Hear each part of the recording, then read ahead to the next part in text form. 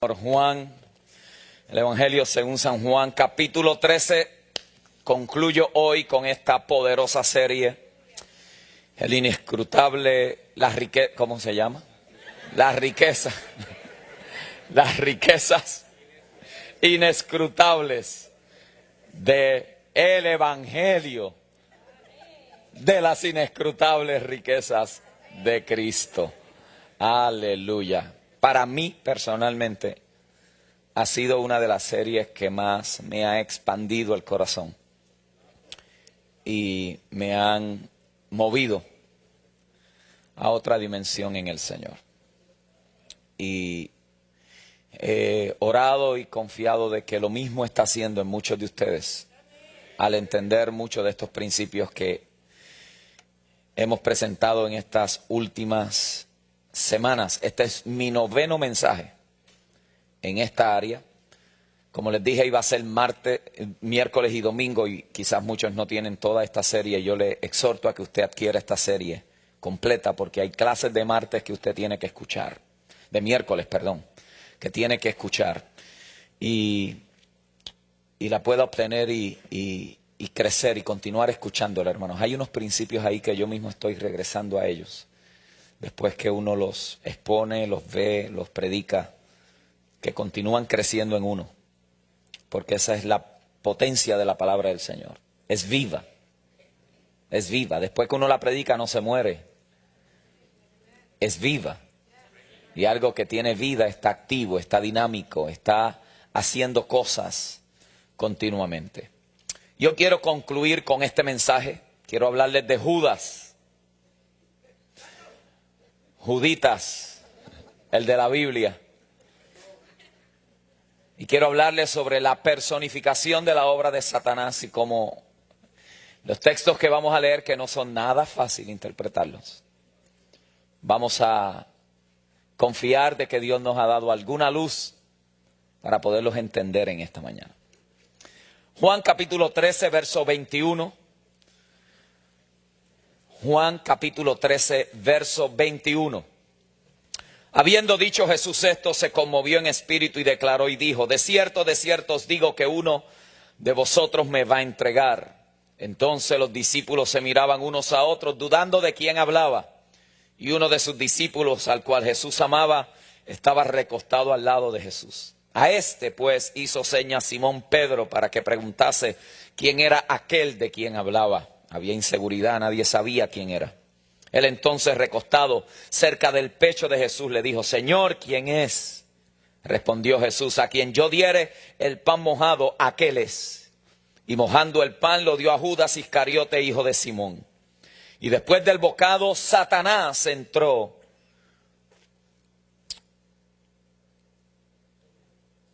en él. Entonces Jesús le dijo: lo que vas a hacer, hazlo más pronto. Pero ninguno de los que estaban a la mesa entendió por qué le dijo esto. Porque algunos pensaban, puesto que Judas tenía la bolsa o era el tesorero, Jesús le decía: compra lo que necesitamos para la fiesta, o que diese algo a los pobres. Cuando él pues hubo tomado el bocado, luego salió y era ya de noche. Mi énfasis va a ser en el verso 31 y 32, que es la consecuencia de ese escenario que se acaba de presentar. Entonces, cuando hubo salido, dijo Jesús: ahora, diga conmigo, ahora es glorificado el Hijo del Hombre, y Dios es glorificado en él. Si Dios es glorificado en él, Dios también le glorificará en sí mismo, y enseguida le glorificará. La palabra del Señor está bendecida. Hemos visto, mis amados hermanos, lo que produjo la desobediencia del primer Adán. Hemos estado en 9 exposiciones predicadas hablando acerca de lo que Adán causó por causa de su desobediencia. Se convirtió en la puerta que le dio entrada a toda fuerza diabólica, carnal, cósmica, a toda maldad sobrenatural. La desobediencia de Adán fue una puerta de entrada. En cierto sentido, Adán le dio entrada a toda la maldad que existe. De igual manera, Cristo es la puerta Cristo es la entrada a las riquezas espirituales de pleno entendimiento en Dios.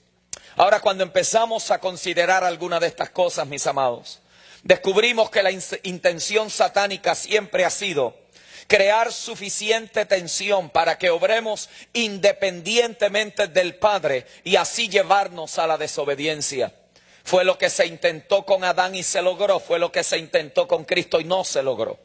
Por eso usted notará que en el monte, conocido como el monte de la tentación, se dice, si eres el Hijo de Dios, tratando de poner duda en la identidad del Hijo, en la identidad de Cristo. Si eres el Hijo de Dios, no había duda que Él era el Hijo de Dios, pero la idea era poner duda, poner algún tipo de cuestionamiento. Y permíteme sugerirte que esa es una de las armas más poderosas del reino de las tinieblas, hacerte dudar de quien Dios dice que tú eres. Si por un momento tú cuestionas, si por un momento tú llegas a creer alguna sugerencia o cuestionamiento diabólico, eres presa de toda maldad sobrenatural. Si eres el Hijo de Dios. Aquella tentación tenía el propósito de crear una tensión que llevara a Cristo a desobedecer. Pero si usted nota en la vida del Señor, descubrirá, mis amados hermanos, que la victoria del Señor continuamente descansaba en el hecho de que Él vivía, oiga bien esto, deliberadamente, conscientemente y persistentemente en el hecho de que el Padre estaba en Él y Él estaba en el Padre. Por favor, note las palabras que utilicé, conscientemente. Cristo no vivía con la noción de que cuando Él sentía algo era que Él sabía que el Padre estaba con Él. Cristo vivía en la conciencia de que Él estaba en el Padre y de que el Padre estaba en Él. Él vivía en un estado, en una condición deliberada de esa realidad que Él vivía. En Juan 14:10 la Biblia dice, ¿no crees que yo soy en el Padre y el Padre es en mí? El Señor también dijo en una ocasión, nadie conoce al Hijo sino el Padre. Esto está en Lucas 10, verso 22.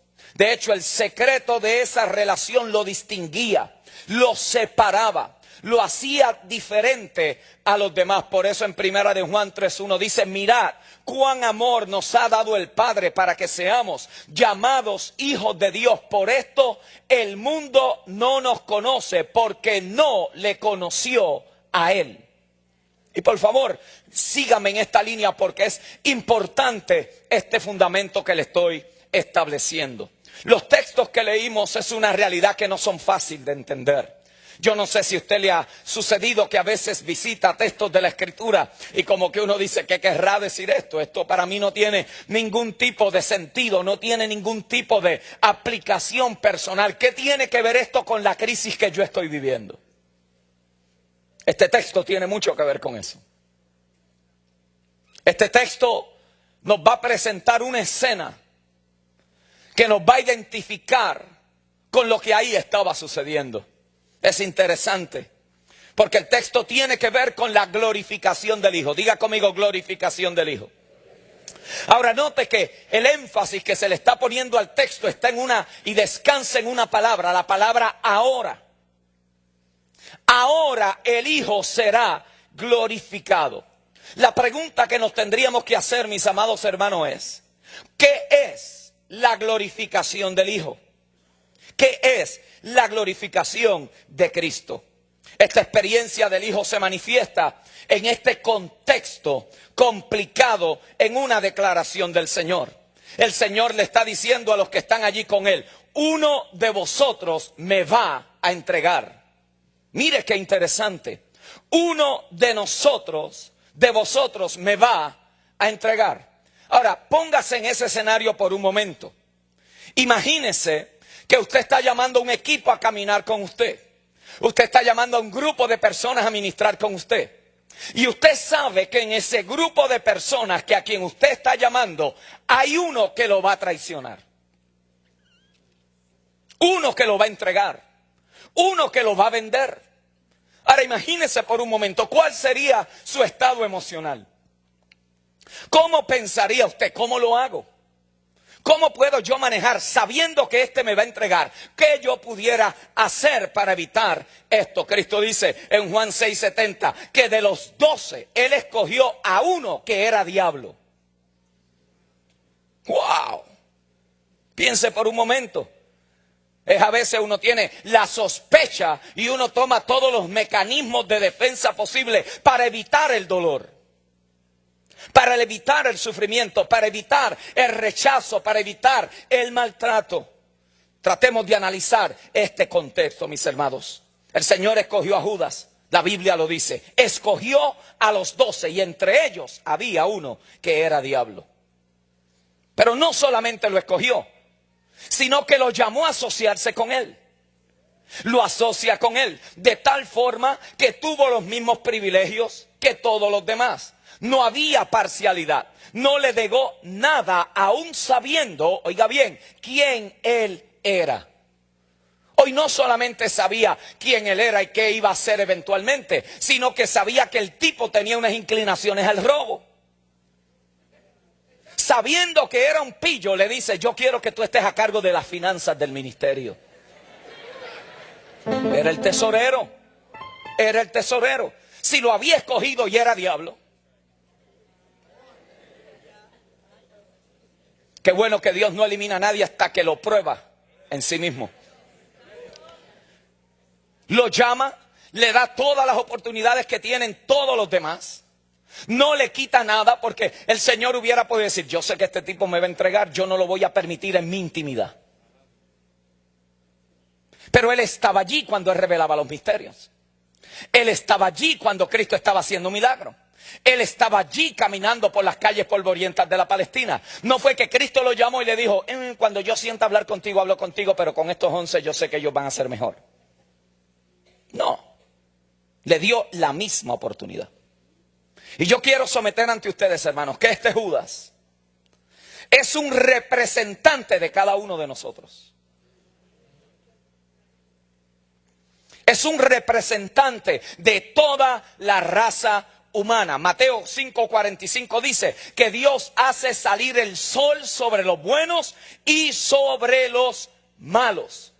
Dios no ha mostrado parcialidad. A los hombres rebeldes le ha mostrado gran bondad. No ha discriminado. Todos pueden conocer sus bondades. Note que para Judas todo lo que estaba disponible para los 11 estaba disponible también para él. Sin embargo, con todos los beneficios que tuvo por delante, se convirtió en un traidor. Y esto es importante porque el hombre ha tenido toda clase de oportunidad para probarse y no ha tenido éxito. Fue probado sin el conocimiento del bien y el mal en el huerto del Edén y fracasó. Fue probado con la ley y fracasó. Fue probado sin la ley y fracasó. Fue probado bajo la ley, también fracasó. Porque el hombre en sí mismo, hermanos, es una tragedia. Nosotros somos capaces de hacer cosas que ni jamás nos habíamos imaginado que somos capaces de hacer. Pasa es que la mayoría de nosotros hemos estado en un contexto de cierta medida, de cierta manera, de cierta forma, un ambiente controlado. Pero en cada uno de nosotros, hermanos, hay un potencial caótico. Hay un potencial trágico. Hay un potencial de violencia, hay un potencial de tragedia en cada uno de nosotros por sí mismo. Cuando nosotros estamos en nuestra cruda naturaleza humana, somos gente peligrosa. Somos gente peligrosa. Su fin siempre ha sido una tragedia cuando el hombre ha estado en sí mismo. Judas tuvo todos los beneficios de la bondad del Señor y fracasó miserablemente. Todo lo que pudo haber sido de él. Sin embargo, en ese punto de su vida, decide entregar al Señor. Oiga bien, y dice la Escritura que lo traicionó. Pero lo que me llama la atención, mis amados hermanos, es que no hace más que Judas salir. No hace más que lo peor de la naturaleza humana revelarse. No hace más que lo terrible del ser humano expresarse. Y Cristo dice ahora. Porque cuando el hombre llega a su condición más terrible, apenas Dios está comenzando a mostrar lo mejor que Él tiene para el ser humano. Escuche bien, ahora, diga conmigo, ahora. El énfasis del texto es ahora. ¿Por qué? Porque no hizo más que Judas salir y Dios introduce a otro hombre. Ahora el Hijo del Hombre será glorificado. Por esto Cristo escogió a Judas. Porque Judas representa a Adán y todo lo terrible que causó el pecado en él. Él se llegó a convertir, a pesar de todo lo que Dios le pudo haber ofrecido, en lo peor que el ser humano puede llegar. Por eso cuando la naturaleza humana está demostrando su terrible capacidad para el mal, retándolo de Dios y alcanzando la más terrible tinieblas, ahí Dios comienza a mostrar el segundo Adán, que es el hombre de arriba manifestado en cada uno de nosotros. Ahora nos tenemos que hacer una pregunta. ¿Qué clase de hombre es el que es glorificado? ¿Qué clase de hombre es el que es glorificado? Y permítame someter ante ustedes que el hombre que es glorificado es aquel en quien Dios habita. Déjeme repetir eso. El hombre que es glorificado es aquel en quien Dios habita. Cristo fue glorificado cuando manifestó al Padre en él. Y a la vez, dice el texto, el Padre fue glorificado en el Hijo. Entienda esto, hermano, porque Cristo representa otra clase diferente a Judas. Y lo mismo que le pasó a Cristo es la experiencia que nos pasa a nosotros todos los días. Porque siempre tenemos a Judas presente. Permíteme llevarle un paso más. En todos nosotros hay un Judas que quiere traicionar la voluntad del Señor.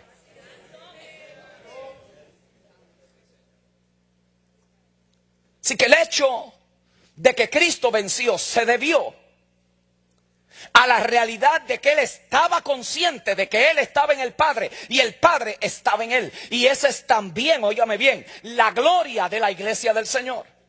Efesios 3:17 dice, para que habite Cristo por la fe en vuestros corazones. Colosenses 1:27, a quien Dios quiso dar a conocer las riquezas de la gloria de este misterio entre los gentiles, que es Cristo en nosotros, la esperanza de gloria.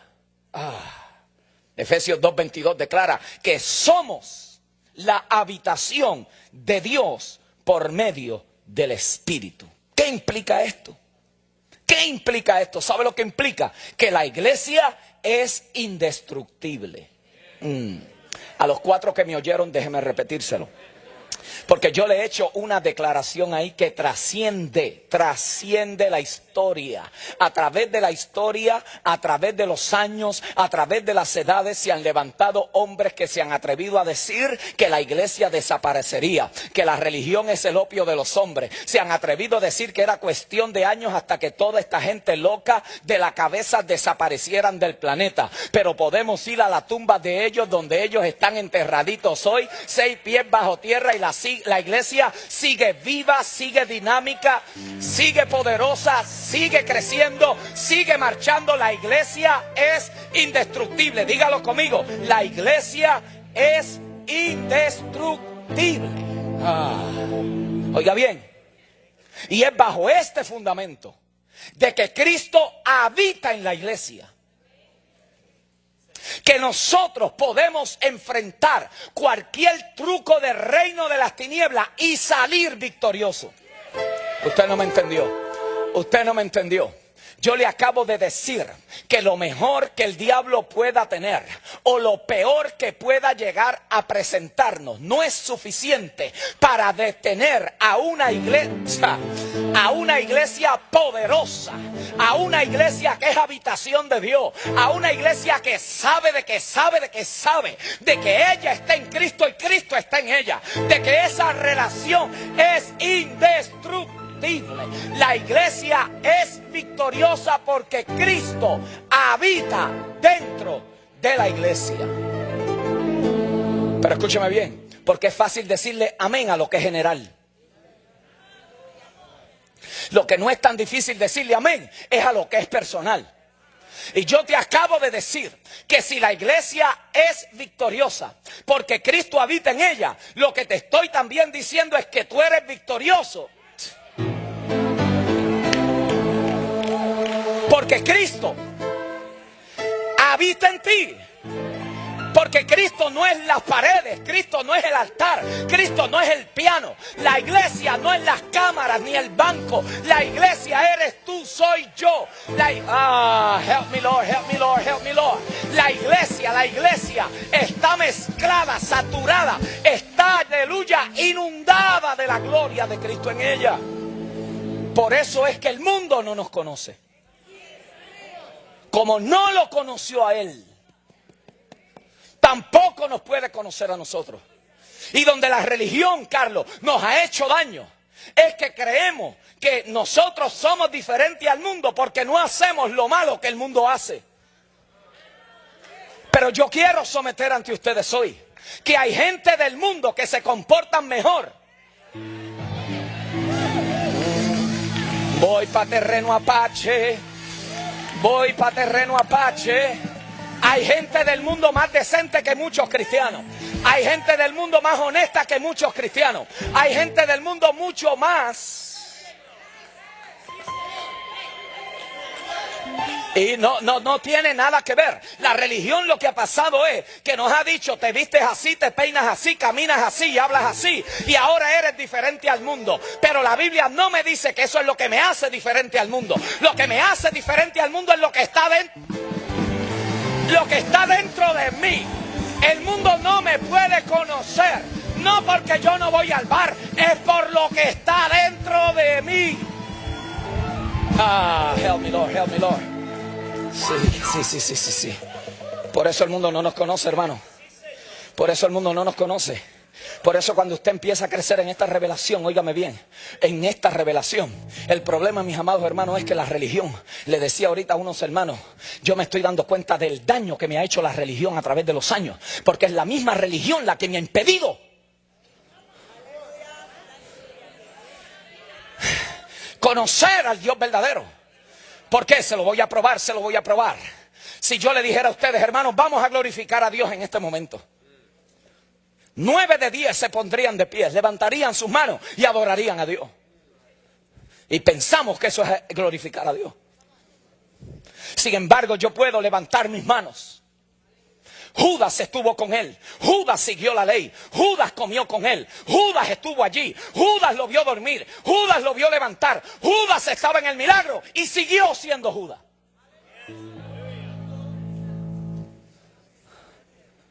Lo que glorifica al Hijo no es el ejercicio religioso, que es bueno como parte de una liturgia para demostrar con ciertos actos físicos y humanos mi aprecio por lo que Él representa. Pero yo levantar mi mano no quiere decir que estoy glorificando al Hijo.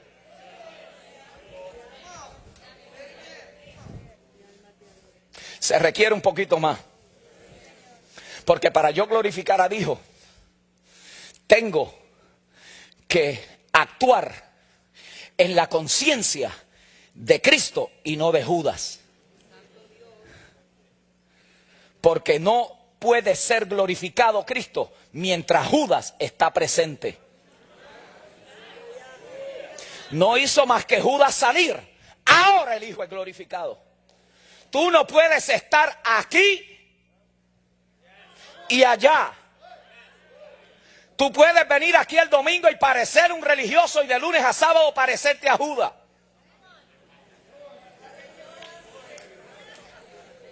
Y en eso no es glorificado el Hijo. El Hijo es glorificado cuando Judas sale, cuando Judas entra a la oscuridad, cuando lo mejor tuyo se ha manifestado o lo peor tuyo está manifestado. Es que Dios empieza a manifestar lo mejor de Él. ¿Por qué? Porque nuestra naturaleza humana en sí misma va a ser como Judas, lo va a traicionar. Pero cuando tú vives en esta realidad, y luego te voy a decir cómo es que llegamos ahí, tú comienzas a comprender lo que Cristo empezó a decir en una ocasión. Ay de aquellos que tocan a uno de estos pequeñitos. Por favor entienda que eso no tiene que ver con gente que viene a la iglesia. It has nothing to do.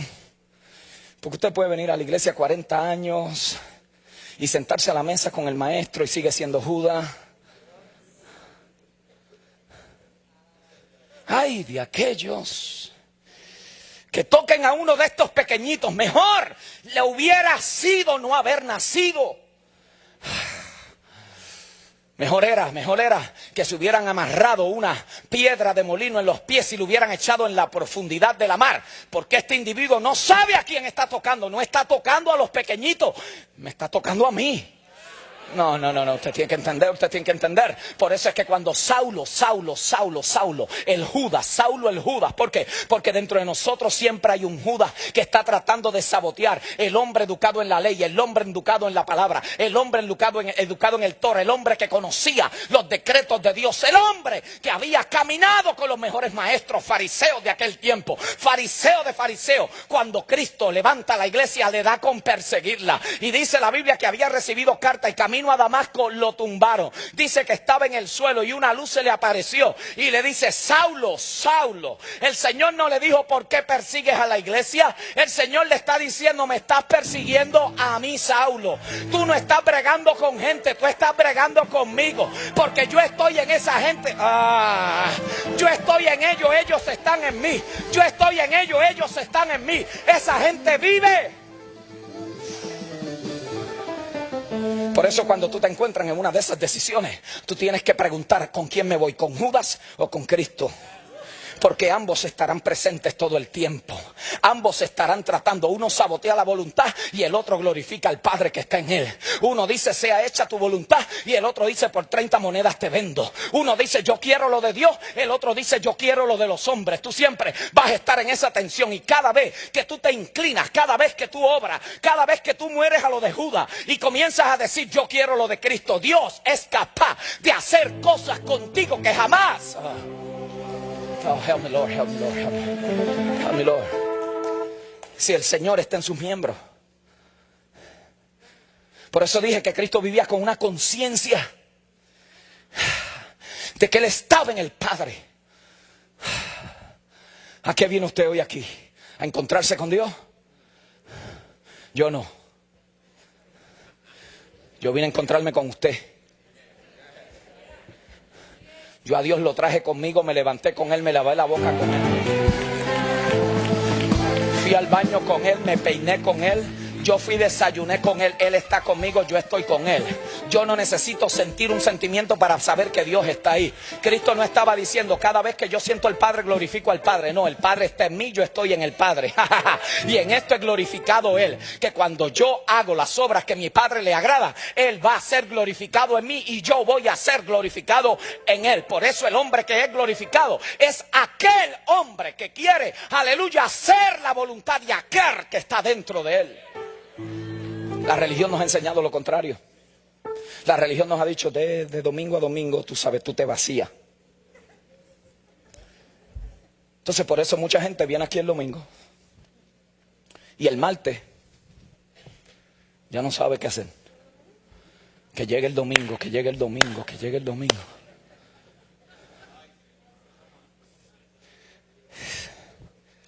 Es un evangelio inconsistente con la palabra. Vénganse acá para llenarnos de Dios. Really. Cuando la Biblia dice: de su plenitud bebimos todos. Vamos a provocar la bendición. Por eso yo no quiero oír ese vocabulario aquí. Porque ese vocabulario te tira para atrás 30 años. Y te vas a mantener seguro. ¿Sabe por qué ese vocabulario gusta? Porque excita tus emociones. Pero no brega con tu espíritu. Brega con tu psiquis. Te hace sentir excited.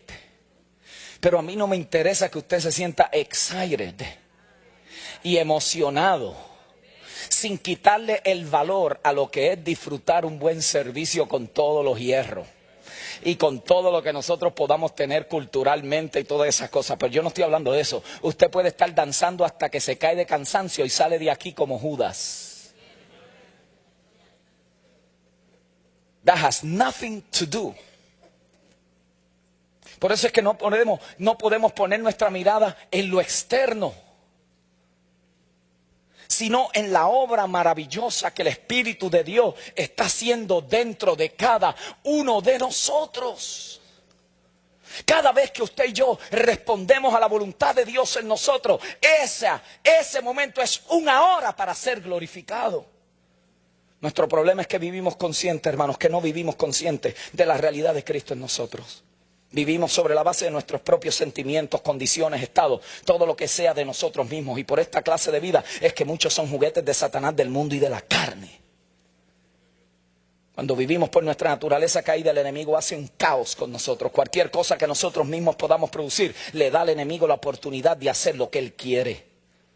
Por eso cada vez que un creyente desciende a su propia naturaleza y comienza a perder su balance, porte, su descanso, su paz, gozo, el diablo hace con ellos lo que le da la gana. Hay unos que han llegado hasta creer que no son ni salvos y concluyen que no vale la pena seguir luchando. Porque siempre están buscando algo externo que venga a librarlos de su tensión. Y yo vengo a anunciarte que si Cristo está en ti, tú no necesitas que algo de afuera entre. Tú necesitas que lo de adentro salga. Que lo de adentro salga. Que el depósito que está en ti, que lo que Dios ha hecho en ti por la obra del Espíritu Santo, que tú puedas vivir en la conciencia de que Él está en ti y tú estás en Él, porque en nuestra condición natural no hay esperanza, hermano, de gloria. La gloria nuestra está en que Cristo está en nosotros. Por eso la Biblia establece que Cristo en nosotros, la esperanza de gloria. El asunto es que nosotros estamos esperando la esperanza de gloria en el futuro, cuando la esperanza de gloria está dentro de nosotros. Cristo en nosotros, la esperanza de gloria. Por eso nuestra actitud debe de ser una de dependencia continua en el Señor. Debemos de decir: Señor, si tú eres, en mí tú eres, mejor dicho, en mí tú eres diferente a quien yo soy. Tú no eres lo que yo soy. Tú eres diferente a este sentimiento, a esta emoción o a esta falta de emoción. Tú eres diferente a estos pensamientos. Cuando me siento en tinieblas, tú eres la luz. Si pudiéramos vivir, mis amados, en esta conciencia, Cristo en nosotros es diferente a nosotros. Es diferente. Vas a tener esa tensión, vas a ser seducido a tentar, vas a ser tentado y seducido, y tú vas a tener ahí que decidir a quién tú quieres obedecer. Si quieres obedecer la naturaleza de Judas en nosotros, que es la naturaleza caída, o vas a obedecer al Cristo que está en nosotros. Aquí es que está la potencia del creyente. Por favor, entienda que usted puede tener Biblia y textos bíblicos y saber la Biblia de tapa a tapa, incluyendo los mapas y el índice. Y puede conocer textos hasta más no poder. Y eso no garantiza una vida cristiana victoriosa. Lo que garantiza una vida cristiana victoriosa es que usted vive en la conciencia de que quién está dentro de usted. Y cuando usted sabe quién está dentro de usted, usted sabe que a veces, aunque no sepa el texto, tiene el autor del texto dentro. Usted sabe de que sabe, no es lo mismo tener la palabra del autor que tener el autor de la palabra dentro de usted. Y el problema es que hay mucha gente que tiene la palabra del autor, pero no han tenido la conciencia de que el autor de la palabra se le ha metido por dentro. Y él está, por eso la Biblia dice, yo les daré un nuevo corazón. Yo escribiré mi ley en su corazón y la escribiré también en sus mentes. Yo no le daré un corazón de piedra, sino que le daré un corazón de carne. Yo opero en ellos el querer como el hacer para mi buena voluntad. En otras palabras, el Padre siempre está queriendo que nosotros nos acerquemos a Él por medio de la obediencia. Por eso es que siempre que tengas la tensión de la obediencia o la desobediencia, siempre tienes que recurrir a quien está dentro de ti. Help me, Lord. Si pudiéramos vivir en esta conciencia. El Señor pudo decir en una ocasión: viene el príncipe de este mundo y él nada tiene conmigo. El adversario estaba buscando en la fuerza de quién estaba viviendo el Señor. si era en la fuerza de la carne, de sus obras, si era en la fuerza de lo que él creía que era lo correcto, en sí mismo, en sus propios sentimientos, siguiendo su propio juicio. Por eso, hermanos, la Biblia nos exhorta continuamente que echemos todas nuestras cargas al Señor. La Biblia nos está exhortando continuamente que no confiemos en nuestro propio entendimiento, sino que confiemos en el entendimiento del Señor. Nuestra mayor tensión en la vida será: ¿qué hago? ¿Hago lo de Dios o hago lo que no es de Dios? Esa tensión siempre estará ahí. Lo que tú puedes contar siempre es que el recurso que Él ha puesto dentro de ti es la esperanza de gloria que tú necesitas para tener la victoria en ese momento preciso, en esa tensión. Juan 5:57 dice: como me envió el Padre viviente y vivo, y yo vivo por Él, asimismo el que me come vivirá por mí. Este es nuestro gran reto, hermanos, en la vida cristiana. Vivir con la conciencia de que Cristo está en nosotros. Y solo así existe la posibilidad de una gloria ahora y la esperanza de gloria el día de su manifestación. La única forma de aplicar diariamente la victoria de Cristo sobre el reino de las tinieblas es no viviendo en la fuerza de la vieja naturaleza, sino parándote sobre el hecho de que el adversario tiene que enfrentar la perfección de Cristo en nosotros. Él está en nosotros. Por eso es que la iglesia puede anunciar la multiforme sabiduría de Dios a los principados y potestades en las regiones celestes. Cristo es más fuerte que cualquier situación, que cualquier deseo carnal, que cualquier truco del diablo, que cualquier obra de la carne. Tú eres más que un vencedor, no porque estás haciendo cosas buenas. Tú eres más que un vencedor porque Cristo habita dentro de ti. Lo voy a repetir. Tú eres más que un vencedor porque Cristo habita dentro de ti. Concluyo con el Salmo 77. Les invito a buscarlo. Salmo 77. Un momento de oscuridad del alma. Todos aquí de una manera u otra vamos a tener un momento de oscuridad del alma. Algunos lo están pasando, otros lo pasarán. Son las preguntas del alma, los dilemas y las tensiones de nuestra alma confundida. En el Salmo 77, si está ahí diga amén. Salmo 77, verso número 1. Por favor entienda que quien escribe este salmo se dice el Salmo de Asaf. Asaf era un músico principal en el coro de David. En otras palabras, este individuo no era un individuo extraño a las cosas religiosas. Era un individuo que estaba día y noche ministrando las cosas de Dios, ministrando en el santuario. Era un individuo que había escuchado los mejores exponentes de la ley, había escuchado los mejores, aleluya, maestros de la ley. Este individuo que está escribiendo era un individuo que vivía día y noche en los asuntos espirituales de la casa de Dios. Mire su experiencia. Con mi voz clamé a Dios clamé y Él me escuchará. Al Señor busqué en el día de mi angustia, alzaba a Él mis manos de noche sin descanso, mi alma rehusaba consuelo. Me acordaba de Dios y me conmovía, me quejaba y desmayaba mi espíritu. ¿Ven ahí que dice Selah? Selah significa pausa musical para pensar en lo que habíamos acabado de decir. Porque esto eran cánticos. Este era el himnario del pueblo. Así que lo que ellos están cantando ahora y están expresando como cántico o como experiencia o como meditación, había que hacer una pausa. Este hombre se encuentra en un momento de oscuridad del alma. Dice, me acordaba de Dios y me conmovía, me quejaba y desmayaba mi espíritu. No me dejabas pegar los ojos, estaba yo quebrantado y no hablaba. Consideraba los días desde el principio, los años de los siglos. Me acordaba de mis cánticos de noche, meditaba en mi corazón y mi espíritu inquiría. Desechará el Señor para siempre y no volverá más a hacernos propicio. Ha cesado para siempre su misericordia, se ha acabado perpetuamente su promesa. Ha olvidado Dios el tener misericordia, ha cerrado con ira sus piedades. Asaf está diciendo, ¿qué pasa? Pienso en lo que me habías prometido y no lo veo. ¿Dónde está? ¿Habrás cerrado tus piedades por tu ira? Asaf está teniendo un momento de oscuridad del alma, pero no hace más que expresar su alma y concluye con una declaración, o por lo menos no la conclusión, pero una transición, y dice, enfermedad mía es esta. Asaf está diciendo, el problema no está con Dios, El problema está dentro de mí. Este es mi dilema. Mi dilema es que quité la mirada de donde tenía que tenerla. Enfermedad mía es esta. Y mire lo que dice: traeré pues a la memoria los años de la diestra del Altísimo. Me acordaré de las obras del Señor.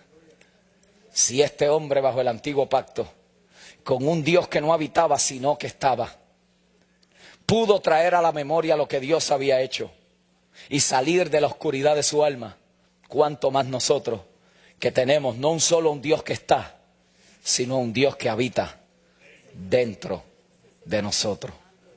Yo he venido a someterte en este día que Judas es la representación de la obra de Satanás, pero Cristo, como el segundo Adán, es la manifestación de la gloria de Dios en nosotros. Tú puedes confiar de que en cada momento puedes tener la victoria que Él te ha prometido. No tenemos que ser víctimas y juguetes de nuestra carne y de Satanás. Vivamos en la conciencia de que Él está en mí y yo estoy en Él. Y ahora el Hijo del Hombre será glorificado. Y cuando yo seré glorificado, el Padre será glorificado. Porque el Padre es en mí y yo estoy en el Padre. Someto yo ante ustedes. Si la vida que promete Cristo no se manifiesta en realidad en nosotros, nos engañó. Porque una vida victoriosa no tiene que ver con cuántos carros, con cuántas casas y con cuánto dinero tú tienes. Vuelvo y les repito, hay impíos que tienen todo eso y mucho más. Una vida victoriosa tiene que ver con la conciencia en la cual tú vives y a quién respondes cuando te presentan las opciones.